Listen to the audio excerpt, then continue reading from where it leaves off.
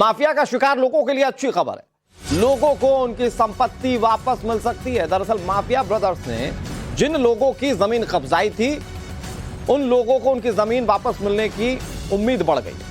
पीड़ितों की मदद के लिए आयोग बनाने पर विचार किया जा रहा है। आयोग इन लोगों की बात सुनेगा और फिर उनकी संपत्ति वापस दी जाएगी।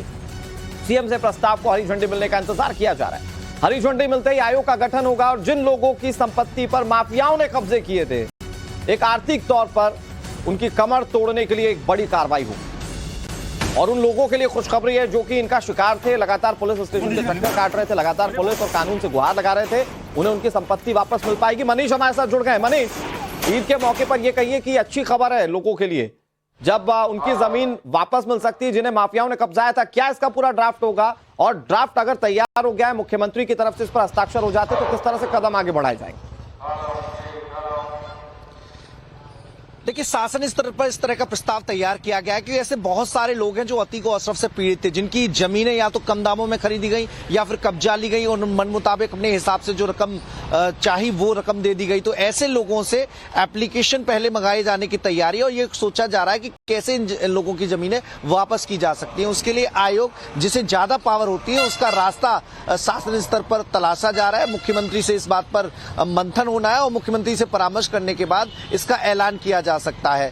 कोशिश की जाएगी कि जितने सताए हुए लोग हैं, जो पीड़ित लोग हैं, जो चक्कर लगा रहे हैं पुलिस प्रशासन के, जिलाधिकारी कार्यालय पहुंचते हैं, तो ऐसे लोगों की मदद कैसे की जाए, क्योंकि ये लोग भूमिहीन लोग हैं, इनकी जो जमीनें थी, गरीब परिवार के लोग हैं, इनकी जो जमीनें थी इन लोगों ने कब्जा ली थी। अब ऐसे में उन गुर्गों से वापस जमीन मिले और ताकि इन पीड़ितों तक पहुंच सके, तो इसके लिए एक बैठक हुई। राजस्व विभाग के अधिकारी भी उसमें शामिल थे, गृह विभाग के अफसर भी उसमें शामिल थे। तो मंथन के बाद ये तय किया गया कि अगर आयोग का विकल्प हो हमारे सामने, आयोग को गठन कर दिया जाए जिसके पास कुछ राइट्स भी हो, अधिकार भी हो, तो ये जो मुहिम है जो लोगों को इंसाफ दिलाने की, उसमें वो कारगर साबित हो सकती है। तो ऐसे में आयोग के गठन पर मंथन चल रहा है। एप्लीकेशन मंगाई जाएंगी और फिर कोशिश की जाएगी जांच कराने के बाद उन लोगों की जमीनें वापस कर दी जाए। तो अपने आप में बहुत अहम कदम शासन स्तर पर उठाए जाने का विचार चल रहा है।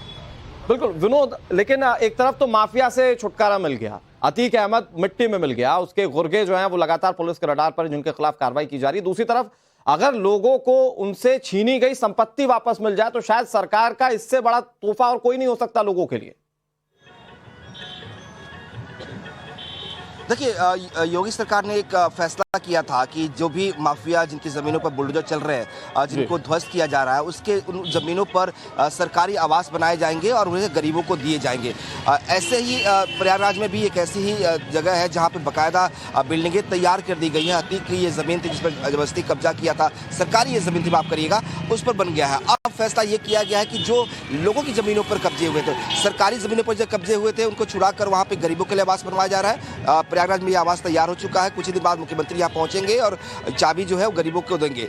दूसरी जो फैसला है कि अब जो है जो जिनकी जमीनों को जबरदस्ती कब्जा किया गया था, उनको छुड़ाकर वापस उनको दिया जाएगा। इसीलिए आयोग की बात की जा रही है। तो ये बड़ी खबर होगी और बड़ी बात भी होगी, क्योंकि ये तो माना जाता था कि माफियाओं के खिलाफ कार्रवाई हो जाती है, लेकिन उसमें जो पीड़ित होता है उसको इंसाफ इस मायने में नहीं मिल पाता है कि उसका जो जमीन चला गया उस पर कोई दोबारा सही मायनों में विनोद इंसाफ भी मिल पाएगा। ये एक बड़ी और अच्छी खबर है। इसका